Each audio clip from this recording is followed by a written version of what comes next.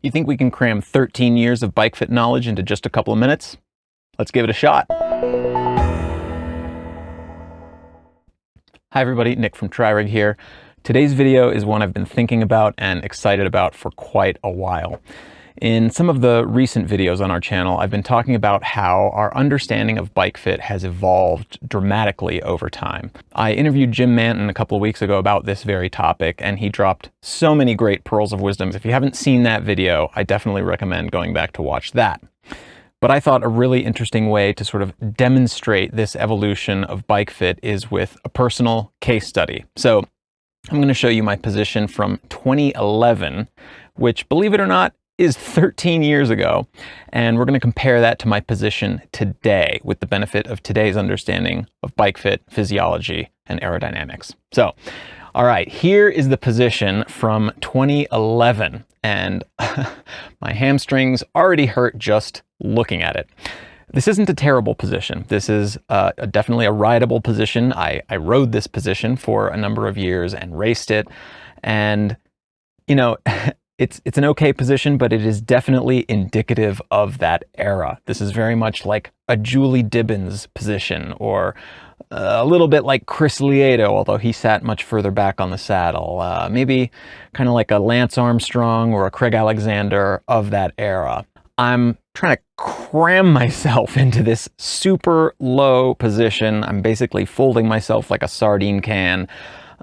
My saddle is definitely higher than what we would like today. You can see I'm pointing my toes a bit, and my knee angle is real stretched out. It's definitely on the limits, or maybe even slightly over even what would be orthodox for that time. But what is definitely orthodox for that time is how my upper arm is basically stacked vertically and my forearms are basically horizontal. And you know, it's a decent position, it's okay, but I'm basically inviting the wind to come in under my torso and scoop like a bag right there. This is definitely like a Tour de France time trialer position. Definitely lots of room for improvement here. Let's take a look now briefly at where I am today. So there is my position today. I just shot this.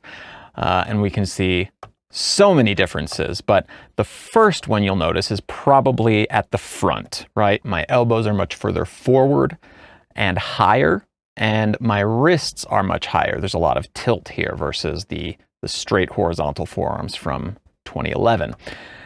Now, this is definitely not something that you'd see a lot of athletes doing back in 2011. There was definitely some experimentation with this, but this is much more common to see today, and with good reason. So this kind of a position is not only much more comfortable, but it's going to be more aerodynamic, and it's going to be something where I can produce a lot more power. So let me show you the 2011 position. I've got a little video here from back then, and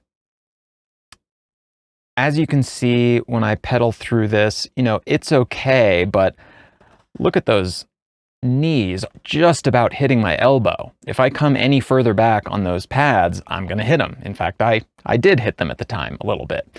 And, you know, ignore the rocking. That's just because the trainer has a little bit of movement and vibration in it built in for comfort reasons. But this position is not super comfortable over time. And look at that super tight angle from my back to my hips to my knee at the closed position at the top of the pedal stroke. It's real pinched. You know, this is not a position I could comfortably ride today as an older man. So when we compare that with my position today, we'll see a lot of changes here. You can see obviously a lot more clearance between my knee and my elbow. Nothing's going to hit there. That angle from my back to my hip to my knee at the top of the pedal stroke is more relaxed. It's a lot easier to make that, you know, that's a real tight pinch right there versus that one, which is much more open. At the same time, you can see the saddle is just a little bit dropped. It's a little bit more relaxed of an angle. So the knee angle is not so severe. You can see my leg is my leg's much more straight back in 2011. There's a lot more pressure there on my IT band. My heel is dropped a little bit. Everything's just generally more comfortable. You can see my back, although it's higher now, I'm not really presenting more frontal area to the wind because of how everything kind of works together.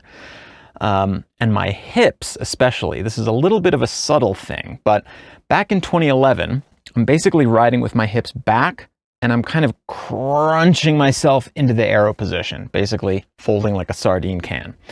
Versus now, it's much easier for me to rotate forward with the hips and more comfortable to do so.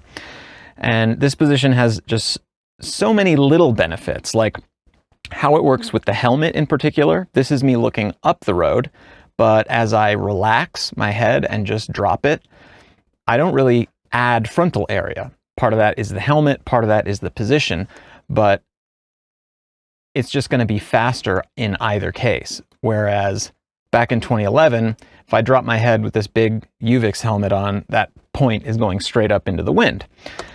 I find these things to be fascinating.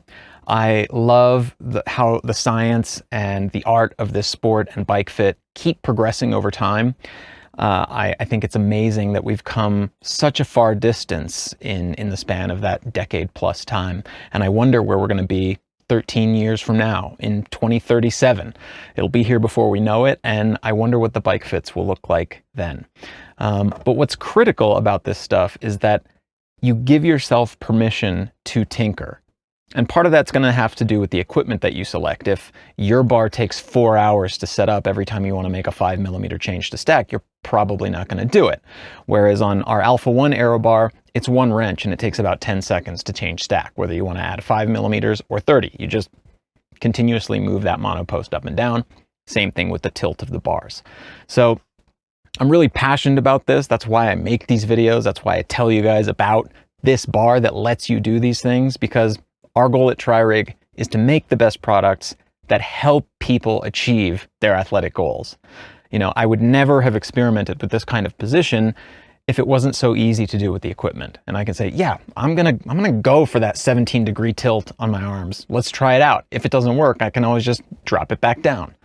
And I think that's a common fear among people. Like, I can't mess with this bike fit because my fitter gave it to me and now I have to leave it here. No, you know, just write down what that fit is and how your bike is set up to achieve it, and then feel free to tinker. And if it doesn't work, you can go back, but in a lot of cases, you'll find something great. Like this position, I wish I could have ridden it 13 years ago. I wish I would have found this kind of thing 13 years ago and I wasn't so stuck on this, gosh, I have to look like the heroes of my sport who are just like folded into a bowling ball position like this. Like, I'm much happier on the bike now, and part of that is because of the equipment.